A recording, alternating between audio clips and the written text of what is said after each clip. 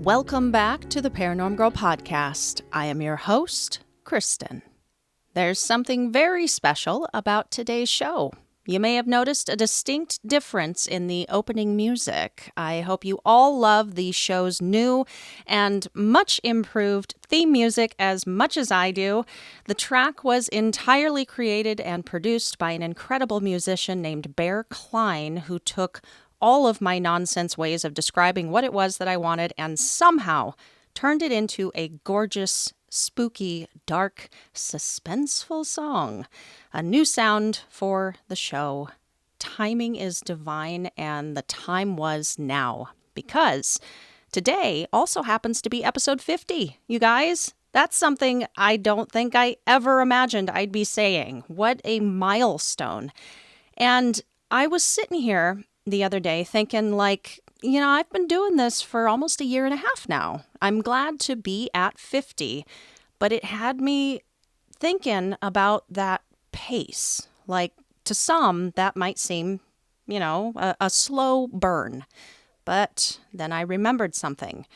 Back at the beginning, I didn't know how to do any of this. No clue.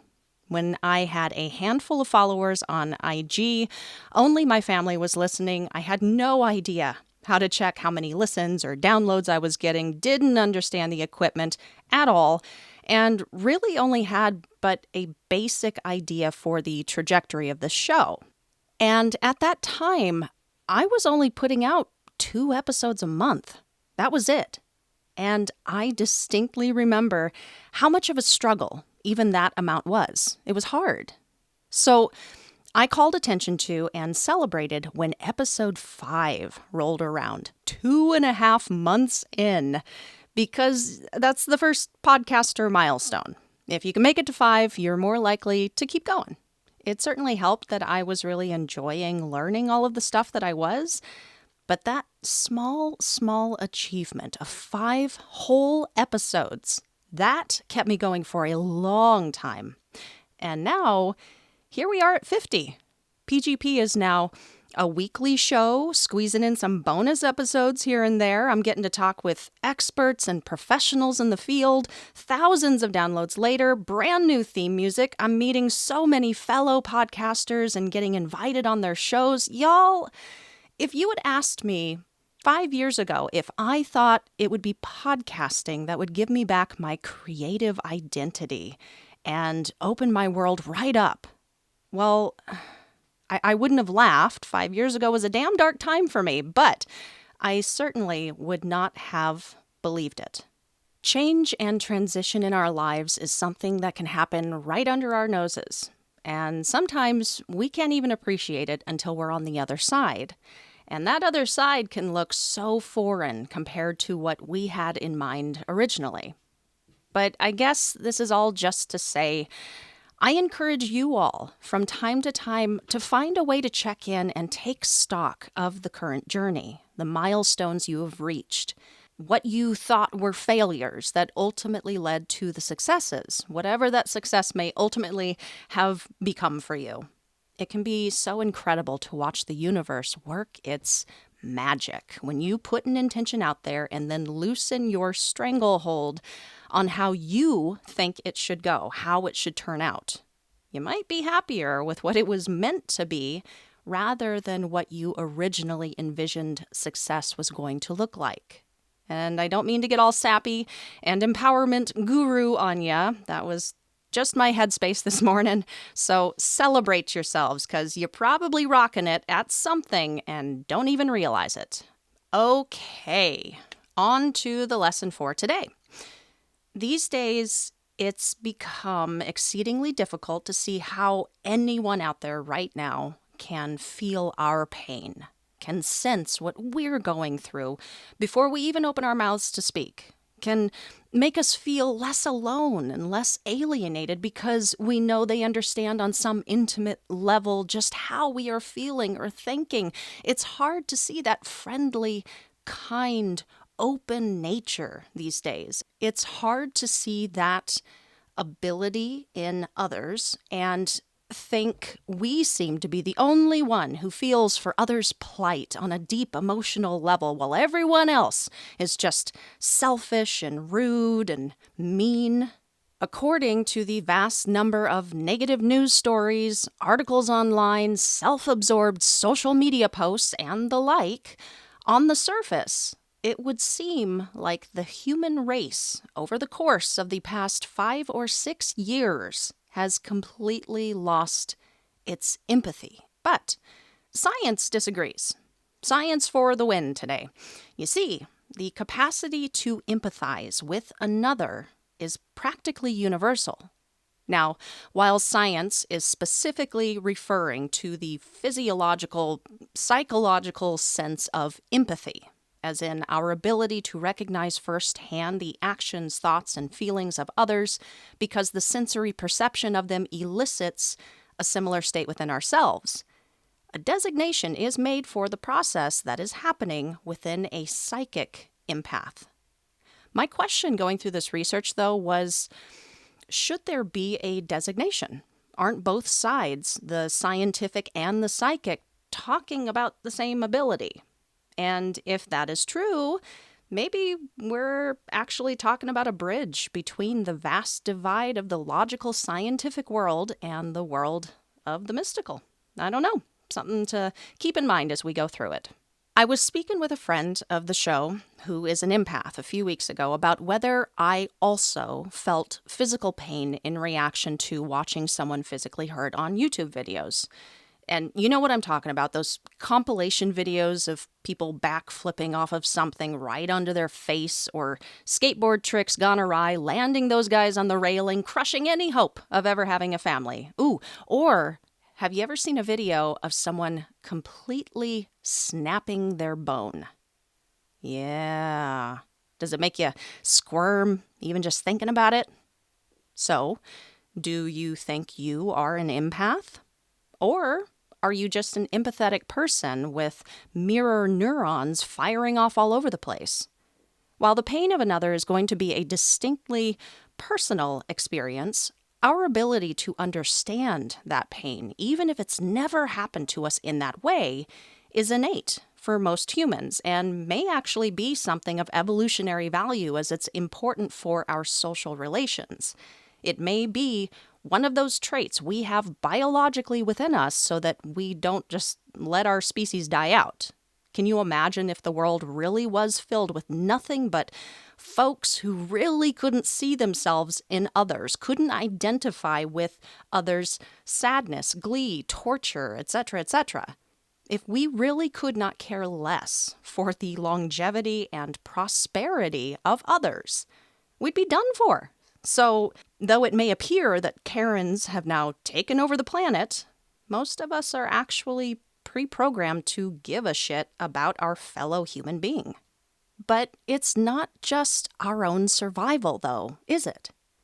If this ability were simply a species-wide propagation drive or the evolutionary mechanism forcing us to care for our fellow tribe as we care for ourselves, why then does it extend to other species?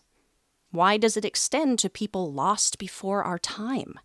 Why do some feel pain and cry when a tree is bulldozed? And it's not a one-way street either. Has your dog ever come and nuzzled you or sat by you silently as you wept, with that look in their eyes? Why do your plants seem to grow better in a happy, positive environment? It's because your dog understands and empathizes with your sadness, and your plants are happy because you are happy. But let's get to the crux of the designation between empathy and being an empath.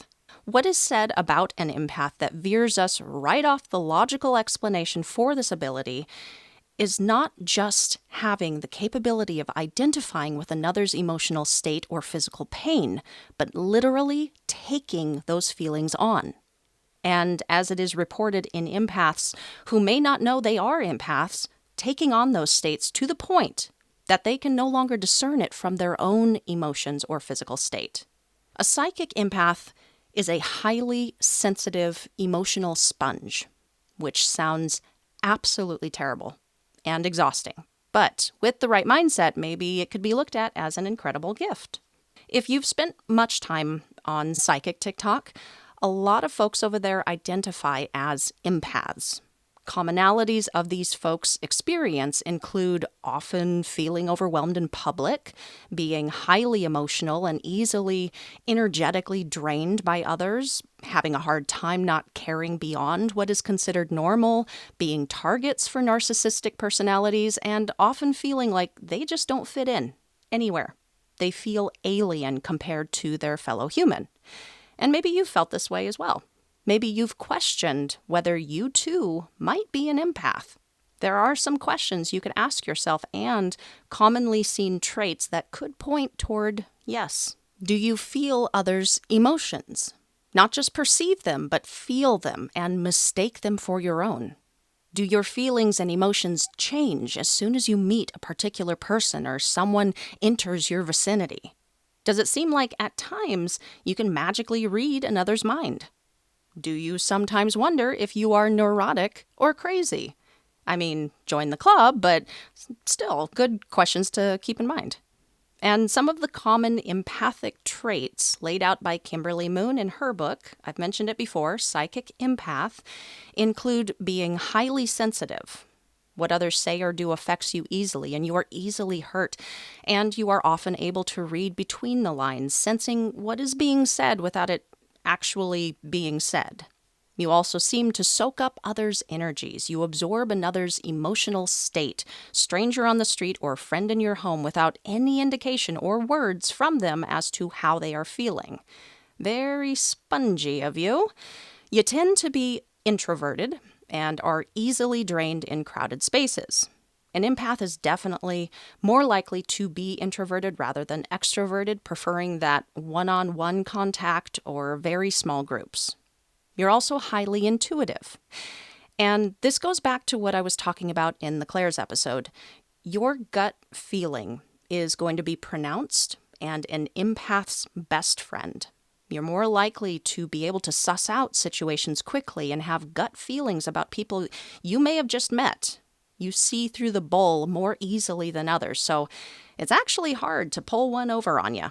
Another that Ms. Moon points out that I hadn't really thought about before but makes a lot of sense is how hard it is for an empath to be in a conventional relationship. Since a couple is sharing space, constantly in each other's presence, constantly having to be in contact, sharing all possessions, it's hard for an empath who is both sensitive to their partner's emotions and also needs, not wants, but needs, for their sanity to have their friggin' alone time. They've got to have it. So, the recommendation here would be to not have a conventional relationship. Be honest with your partner about your need for space and private time. If you've got the room to spare in your home, designate it as your privacy suite. And if your partner doesn't like it, well, maybe you'll get the whole house to yourself before too long. Another trait is that you take forever to process your own emotions. The regular person is probably going to have an immediate emotional reaction to a situation, usually how it works. The empathic person, on the other hand, is going to take some time to try to understand the emotion they are feeling. Sometimes the sadness of something won't register immediately as you initially will try to process the details over and over. Be aware that once your true, real emotion surfaces, it can be fierce. The psychic empath is going to feel whatever they ultimately feel to the full extent. Empaths generally are going to be more selfless people, probably because of their ability to read and pick up others' experiences. So they're going to naturally be more generous. Whether it's your time, your money, your energy, you are inclined to go the extra mile for others in need. And whether it's real hardship or the person just needs a helping hand, the empath, unlike a majority of people who may see it as an annoyance, is going to volunteer. They can't help it. Empaths also tend to be creative types whose nature tends to manifest itself both in their personal life as well as their professional pursuits. They do especially well in artistic careers. And the final trait isn't even a trait specifically. It's just a common thing seen with all empaths. People are naturally drawn to you. I'm sure you can imagine a few people in your life who have this tremendous ability to understand whatever you're going through and seem to have incredible insight about difficult situations and how to overcome challenges. You rely on these types of people for emotional support and understanding. Well, you may be lucky enough to have some empathic friends in your midst. And if you're looking around and don't seem to have any of those sorts in your circle, it might be because that person is you. Now, a quick callback to what I was saying about people crying over fallen trees or having the uncanny ability to just know what another's thinking. You might have had the suspicion at some point in your life that maybe you had some empathic tendencies, but that couldn't be right because you don't care about plants all that much, You got that black thumb and aren't all that emotional when it comes to our quickly depleting rainforests. And you don't read minds. What people are thinking behind those closed lips remains unknown to you. Or you love your own pet more than most people that you know. So you're not an empath, right? You can't be, right? This might come as a surprise, but there are different types of empaths. We'll run through them pretty quickly. For the most part, they are all pretty self-explanatory. Geomantic empaths are attuned to places and locations. This can mean an historic building or a mountain. They pick up energy and may have emotional reactions to things that have taken place in those locations. Physical empaths intuitively know and can feel within themselves what ails or pains a person physically. They are wonderful caregivers and often can be found in the medical field. Emotional empaths are who is absorbing all of that emotional energy of others. Whether good or negative, they take it on and feel it as their own. They get drained of energy if they're not self-aware. They need alone time and space to replenish. The emotional empath is the one we think of when we think empath. Animal empaths feel that deeper connection to the animal kingdom. They will most likely have a pet or 2 or 10 that they love more than life itself and just seem to know how animals are feeling or what they are wanting.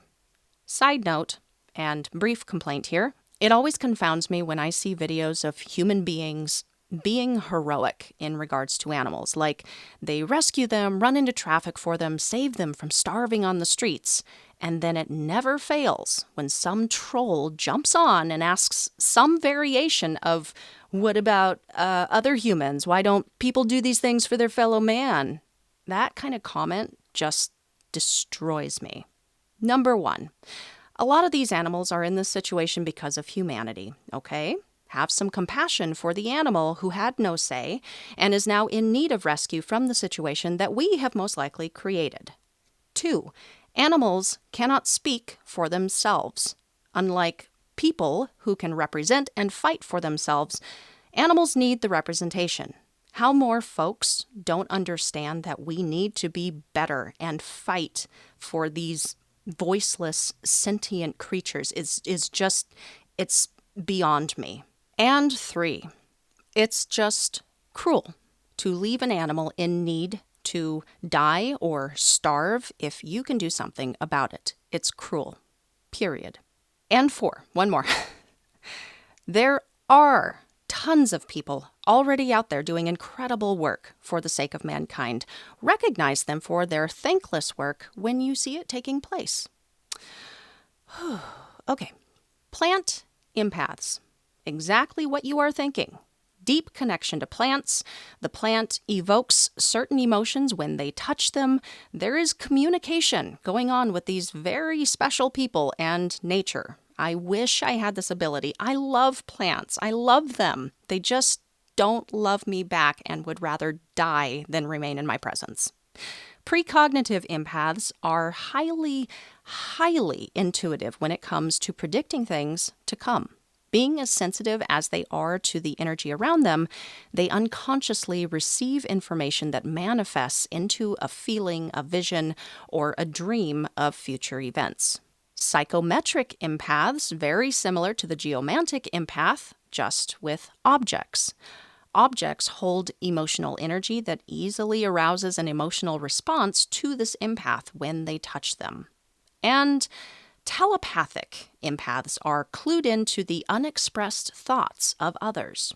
Not necessarily a straight-up mind reader, this ability is a form of telepathy with an emotional basis. As many folks' thoughts are often influenced by their emotions, the empath can pick up on that and gain massive insight about people and their situations without saying a word. They know too much. This was a good chunk of information. If you want to read further about it, do please check out that book I mentioned, Psychic Empath, Kimberly Moon. Who knew there were so many traits and varying degrees of empathic abilities? Coming into this, I really had just a basic idea of what it meant to be an empath, but it does go a little bit deeper than that. One thing I wanted to be sure to mention before we close it out is a correction to some of the information about the clairsenses, and this, of course, should apply to the differing types of empath as well. It was expressed to me recently and actually makes more sense to me that it has been the experience of many people who utilize these senses, that they can more so all be experienced by the same person in varying degrees. So it's not as black and white as, only certain people have certain gifts and that's the end of the story. Many practitioners will receive information via any one of their clairsenses, and any one of them can be developed over time. So thank you to Dave for that clarification. Always ready with the good info, bud. The boys over at Werewolf Radar were kind enough to have me on their show for a chat last week. It was so much fun, dudes. And a bit out of my regular wheelhouse, talking about a cryptid from my old neck of the woods. But it's good to stretch your knowledge, yes? Yes. So go take a listen. That is Werewolf Radar. They're anywhere you get your podcasts. And go learn you something about the Louisiana Wookiee, y'all. Check out the Patreon. I've got 3 tiers up right now. By joining any one of them, you help this show out tremendously. You further the mission. You make my heart sing. And you get some cool perks as a thank you. Win-win. Another thank you to Bear Klein for the new music. If y'all dig this sound and would like to hear some of his other work, possibly get you some new tune skis for your own show or project or what have you, check out the links to his pages I have included below. All for now, folks. Time for our final note. Back to mirror neurons for a second. A brain cell that reacts when a particular action is performed and when it is only observed. So this is science's way of explaining empathy. But it does stop short, because mirror neurons can't measure whether you are truly feeling another's emotion. They can't explain why you get emotional when you step on a historic battlefield where hundreds lost their lives. They don't accept that you are actually feeling someone's physical ailment inside of your own body. They don't, they can't, they won't. But I find it so interesting that this very logical, scientific process that explains empathy walks us right up to the precipice that precedes the intangible world of the psychic empath before dropping clean off. It's just unable to go there. Because though both terms are talking about the same sensitive connection we have to others, one is real and the other is witchcraft, nonsensical mumbo-jumbo. If you are an empath, you know what you're experiencing. You've put the pieces together and you know there's something different happening above and beyond our basic human capability for empathy. It's something not to be described and explained, but to be experienced. I myself have wondered if I had empathic abilities. I know for certain that I'm already very empathetic, but there have been times that it seemed more than that. I've had 2 precog dreams in my life. I already talked about one over on TikTok, but maybe this season would be a cool time to tell them both here to everyone. I've had such intense emotion, so closely mirroring another's internal state that it seemed, I had to question because they didn't seem to be my own, you know? And my connection with animals has always been strong. At times, it does feel like I am literally communicating with my own pets, but maybe I am just crazy and neurotic about my animals. Though the bridge between empathy and empath might not be clear for us now, I suspect that maybe, much like the Claires, empathic abilities might simply be the extension of the ability that is already there in all of us. The next step in our evolution, empathy plus. With everything that I've learned to this point over the course of the entire show about energy, frequency, synchronicity, mass consciousness, retrocausality, simulation theory, the possible world lying just beyond our physical perceptions, empathic ability just doesn't seem like that much of a stretch. It's gonna be subtle, though, just like any of the previous psychic abilities we've discussed. And I think it deserves some introspection and exploration if you feel like it may be an ability that rings true for you. And I hope this episode makes you think about and explore it within yourself. Because whether you discover that you are a psychic empath or a strongly empathetic person in general, I know the world could use more of it. Stay safe, keep the nightlight on, and sleep with one eye open.